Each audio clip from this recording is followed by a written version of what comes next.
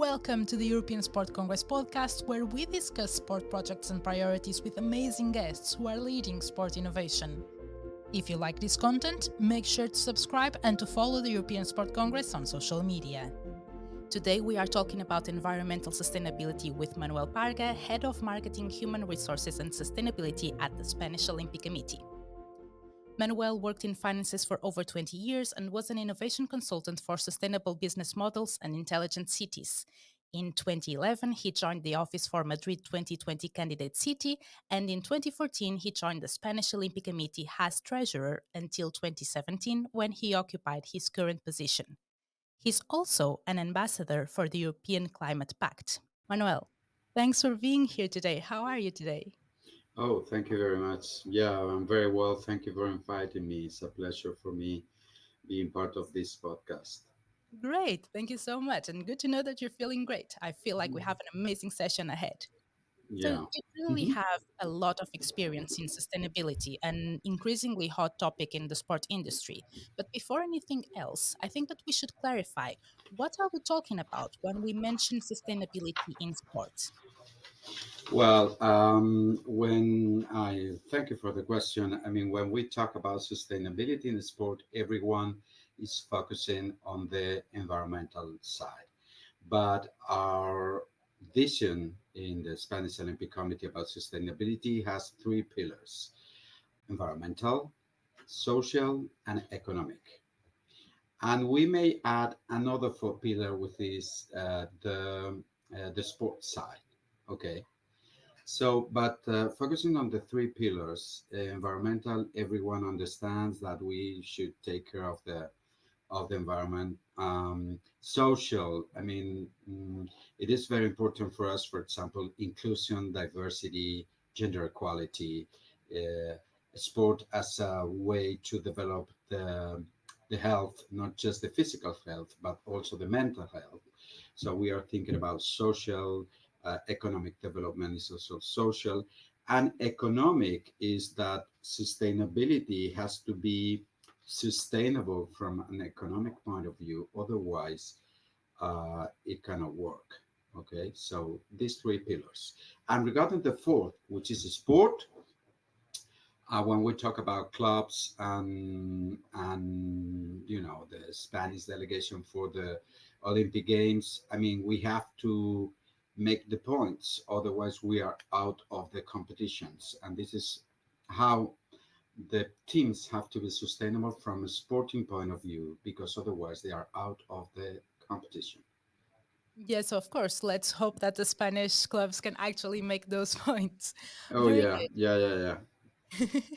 So I think that we should focus for now on the sustainable on the environmental part of sustainability, because it has grown a lot as a hmm priority for sport clubs, federations, Olympic committees, everything. Why do you think it has increased the importance of it so much for these institutions? Well, I think now when I started talking, I mean, working about sustainability was in 2017. Before that, when I was part of the big city of Madrid 2020, we were talking about smart games, and sustainability has part of not very strong part, but it has some part of the vision. But now, since 2017, it has grown little by little, and now is something that is a must. I mean, we cannot understand today a sporting event not sustainable. We cannot understand today a sport facility with no renewable energy. Of course, it has grown a lot. First, because there is a big movement, not just in the society, but also in the governments. We have seen that European Union has defined a lot of regulation about how to be sustainable, the sustainable energy sources and mobility, the use of plastic, etc., etc. So there is a regulation. There is a pressure also. We're moving in the society. The young people are quite concerned about environmental issues, but also the sport organizations have understood that this is a must. They have to become more sustainable in their internal operations and the external operations. Otherwise, they will be out of the loop. And the loop, we think that is be part of the movement, but also be part of the potential financial support that they receive from the public administration or the private sponsors. I will not see any sponsor financing a non-sustainable sport event. So it's something that is, matching the economic sustainability and the environmental sustainability. So today we can see that it's a must. Exactly. So it's kind of the social responsibility also towards athletes and towards society that they have. Now, you have already mentioned some tips. You've talked about renewable energies, for instance, but I'd like to know then what can these sport organizations do to be more, well, sustainable? Well, the sport in our case, I can talk about the Spanish Olympic Committee. What we have defined is a clear strategy, because otherwise you start doing quick wins and it can be seen as a greenwashing. Okay, so first of all, what we have done in 2017 is we have defined a clear strategy in line with the international organizations. Like, for example, the International Olympic Committee has a very clear sustainability strategy. So we are trying not to copy, but to be as a mirror of what the IOC is doing. And this strategy has been defined in the Agenda 2020 plus 5, which is the roadmap of the Olympic movement for the next 30 years. And there's a big part that they define strategies about sustainability. So we are in line with our world, the Olympic movement, but also we are complying with the European regulations, the Spanish regulation and the European regulation. That's why we are members or ambassadors of European Climate Pact.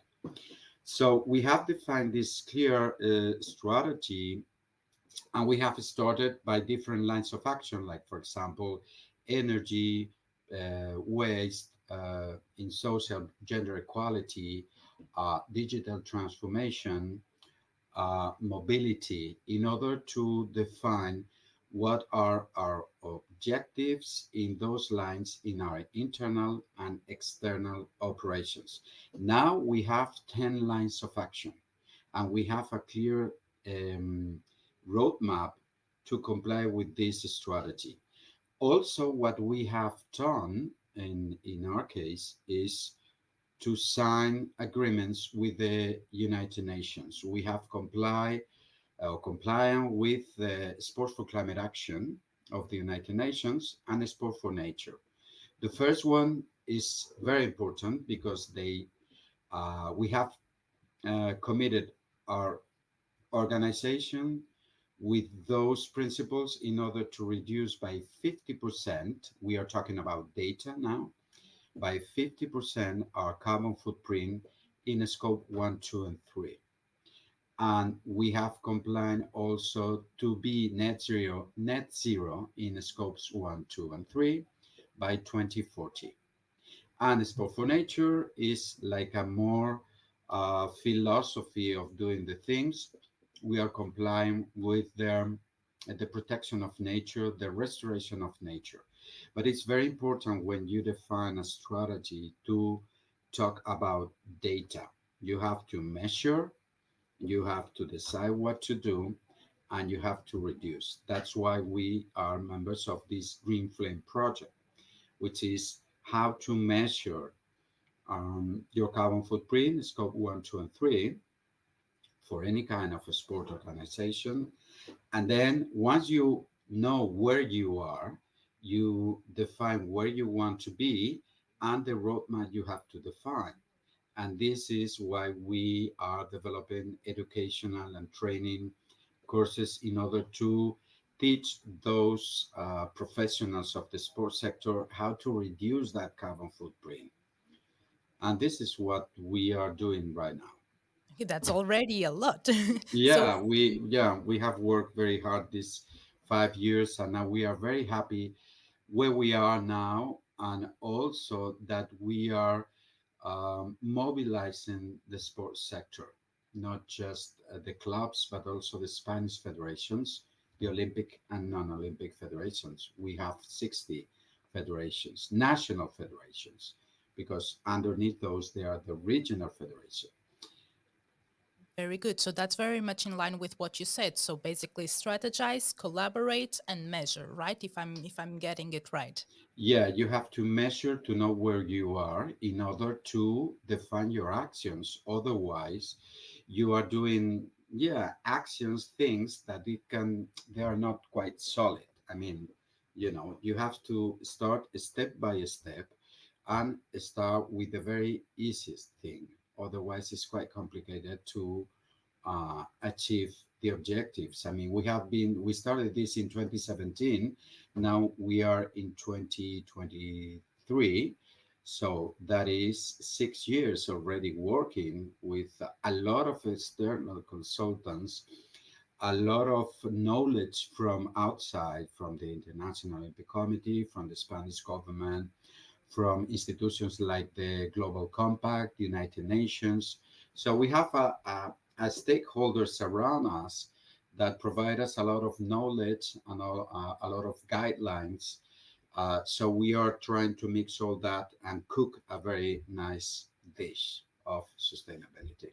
Exactly, because like you said, this is a growing topic that has been taking some small steps, but now it's growing a lot. So this knowledge Yeah, gathering is very and important. there is no return. I mean, once you start with the sustainability strategy, you have to keep going ahead.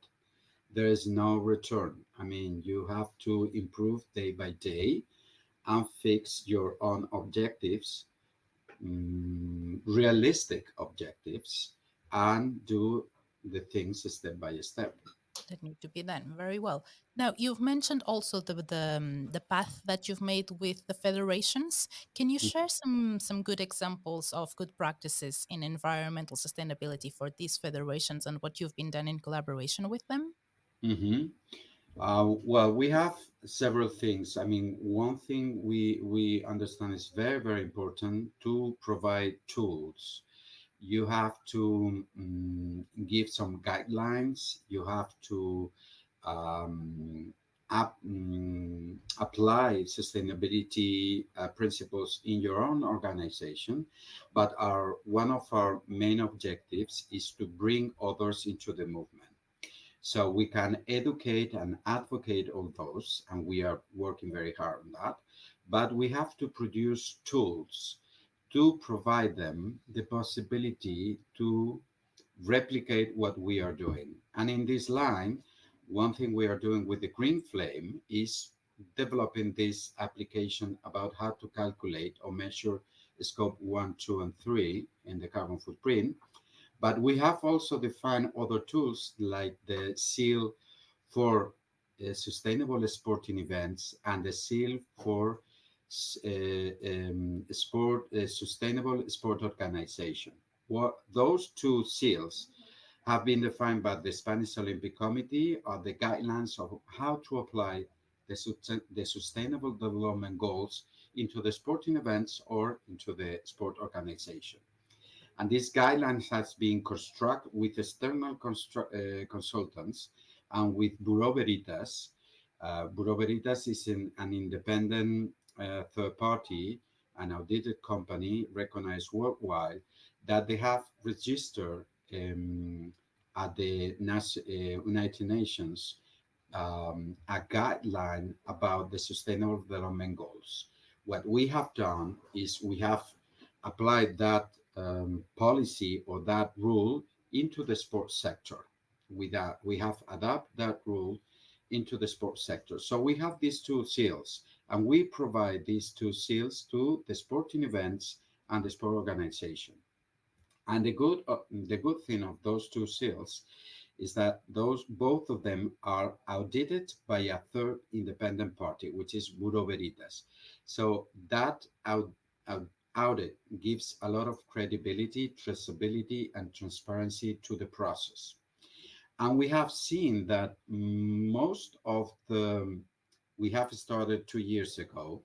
So most of the sporting events in Spain would like to have that seal because for them is a way to be compliant with the sustainable development goals.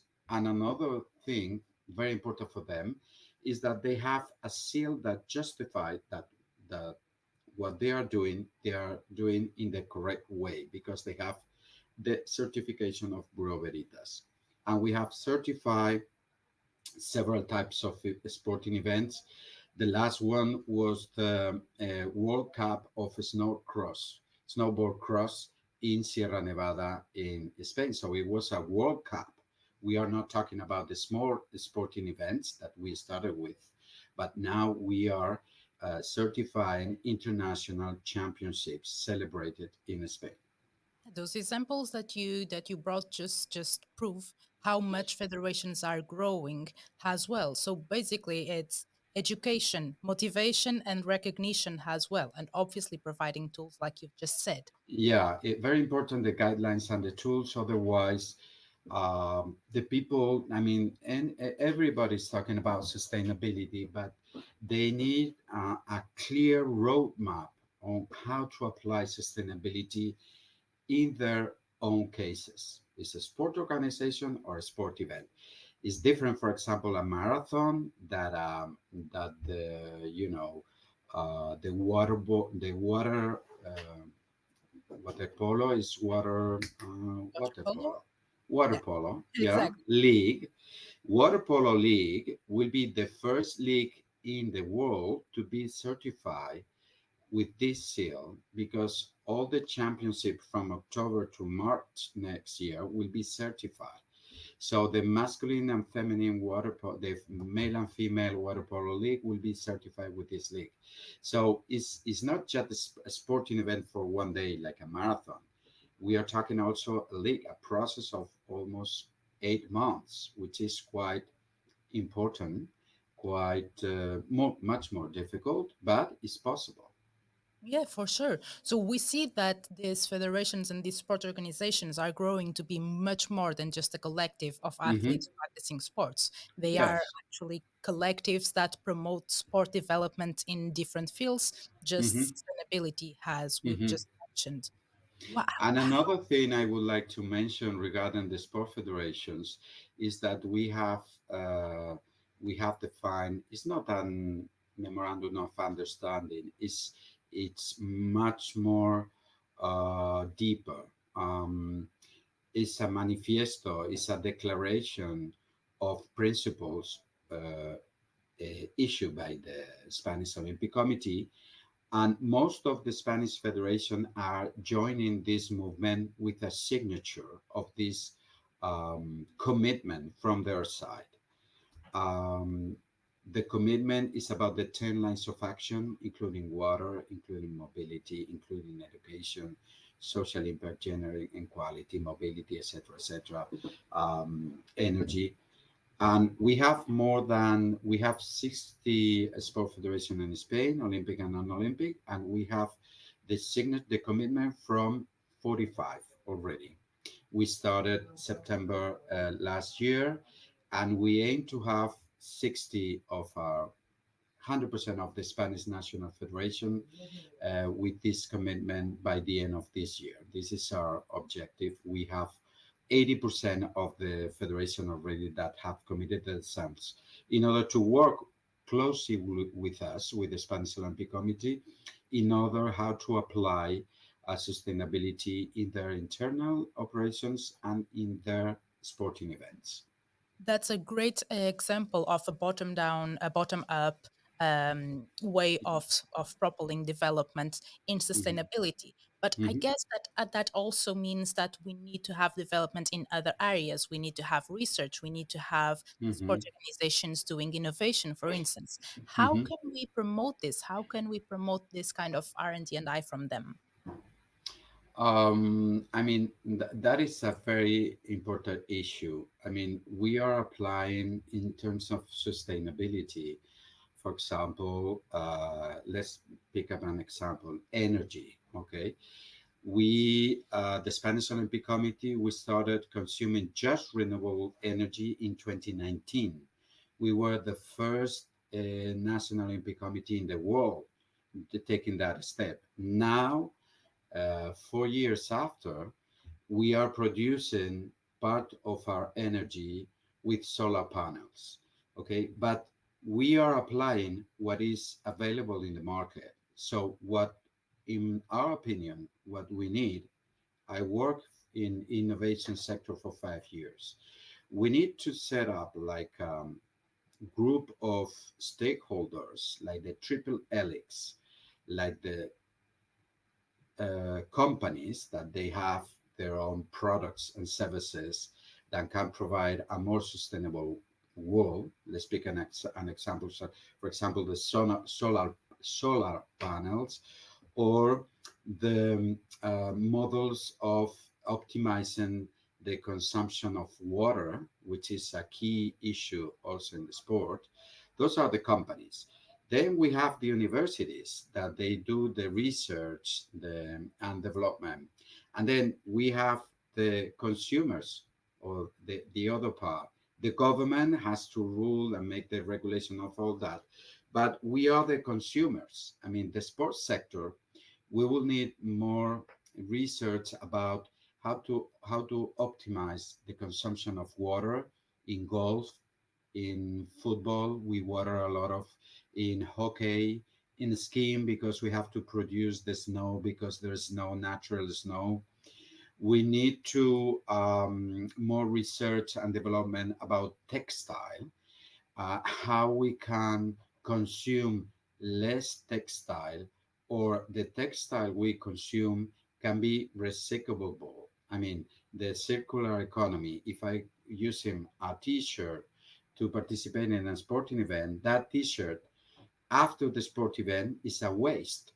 So I have to put that t-shirt into the circular economy again, into the process, to recycle that t-shirt and produce another t-shirt. And that is a lot of research that should be developed in universities or in the R&D centers in order to provide solutions to the sports sector.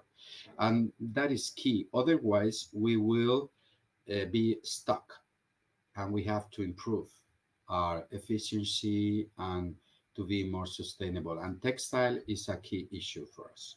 Very good. So I know that the Spanish Olympic Committee is already working kind of as an aggregator for this, for all the stakeholders that you have been mentioning, Mhm. but you are way, way ahead. So what I would like to know is how can we foster this collaboration for sport organizations that are not used to this kind of collaboration?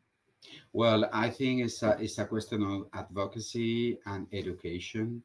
We are organizing conferences every year. We have a sustainability summit about the best practices that we bring from all around the world, and our team that we are working on how to apply the sustainability in our internal operations.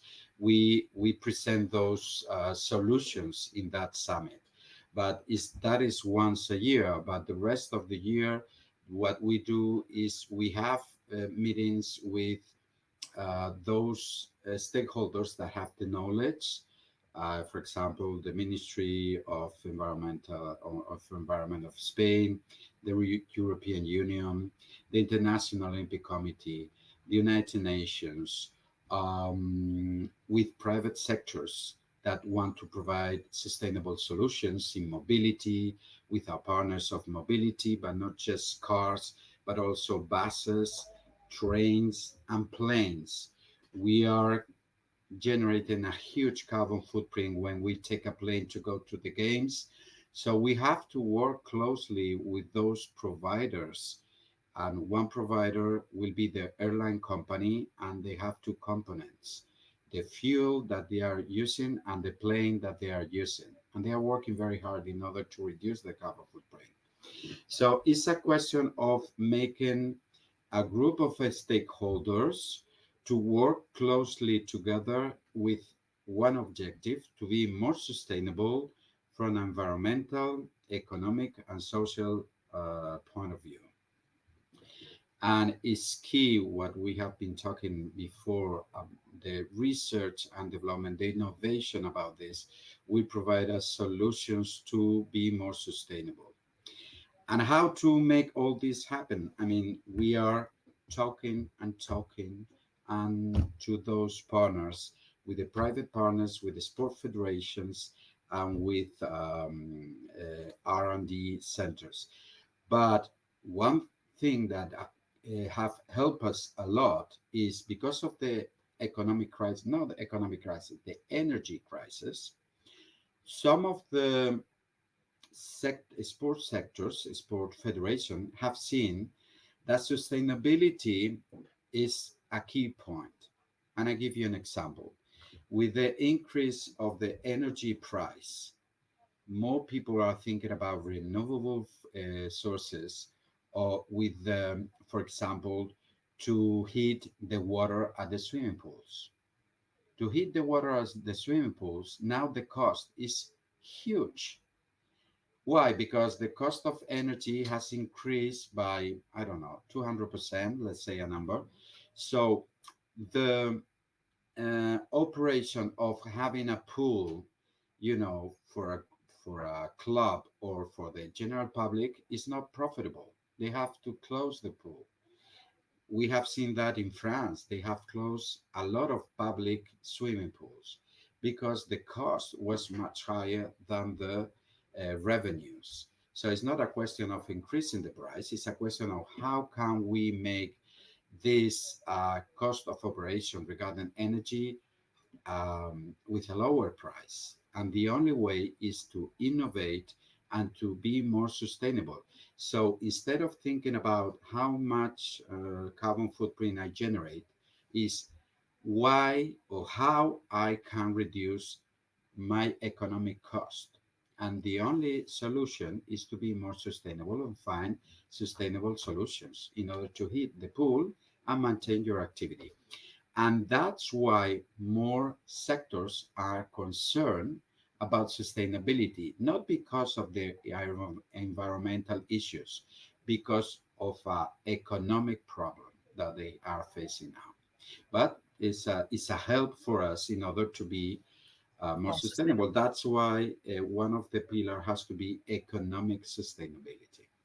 Of course, and it's great to see how these things are getting together and are working together to Hmm. actually promote, because it's not only economics and it's not only sustainability. We're also, for instance, talking about gender inclusion and how that can Hmm. propel also economic growth and everything. So it's all Hmm. tied together. Hmm. Hmm. Um, so, what advice would you give to these sport organizations who are looking to participate in this event, to participate in R&D projects, and to be more active in the research and in their growth and their sustainable and economic growth? My first advice will be to become part of a movement. I mean, this is a very key, a very important issue or a very important project to attack by themselves. So it's not a question of reinventing the wheel. The wheel is already invented.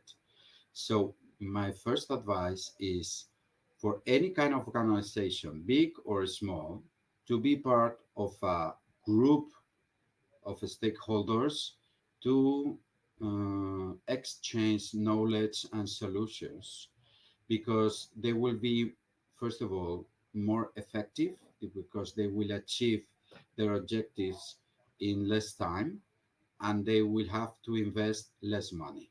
That is the first, to be part of a group, because having this group together, we can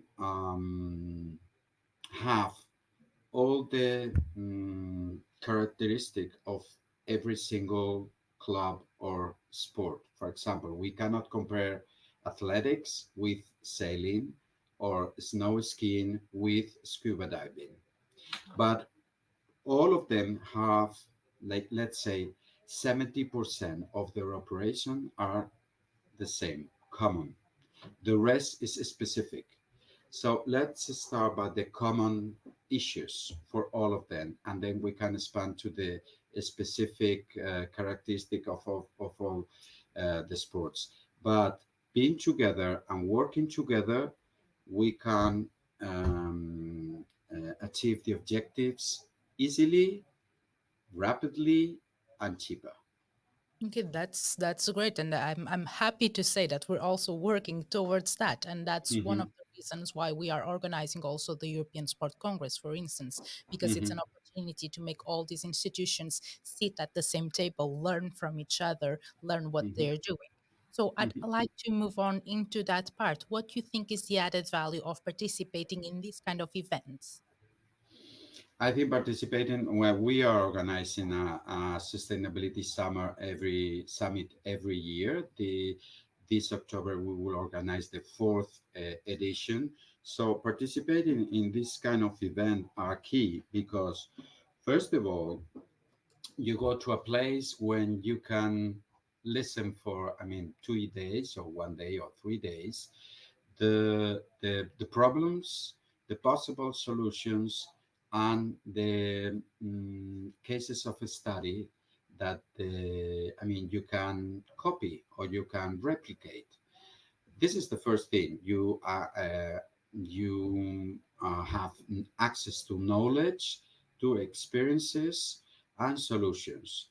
And another important point is that you can make a lot of networking. Okay, when I said before that it was important to be part of a networking of stakeholders of a group in order to advance together, to go forward together. Those like this Congress, the European Sport Congress, is a way of being participant of a common movement, and I think that's very important going to this kind of events in order to meet people, to see what others have done, to exchange knowledge and exchange experiences. Because we have to be together in this movement. Otherwise, as I told you before, it's very, very difficult to do it by themselves. Exactly. And as you said, we are not inventing the wheel. We need to learn Yeah. what's already been done. Yeah. Right. Well, thank you so much. And now on a little more personal note, but what are your expectations for the European Sport Congress and for your participation? Well, I think, as I told you, I think it's a very important opportunity to meet people and to see other experiences. The Spanish Olympic Committee will present the Green Flame project, the calculator for scope 1, 2, and 3 for carbon footprint. That will be also an opportunity for us and for the group that we represent because we are also with other experts like EUNIC, like QUICQUI, Sport Evolution Alliance, and also the National Olympic Committee of Romania and the National Olympic Committee of Portugal, but we are leading this group. It will be an opportunity for us to present our work and to have contact with other players that, of course, can bring new ideas or new knowledge to this process that we are developing with the Green Flame. But being together, being part of this Congress is an opportunity also for the Spanish Olympic Committee to to meet other people and maybe to reach agreements with third parties, interesting for third parties for our objectives, and to be a platform to advocate or to tell to other what we are doing in this field.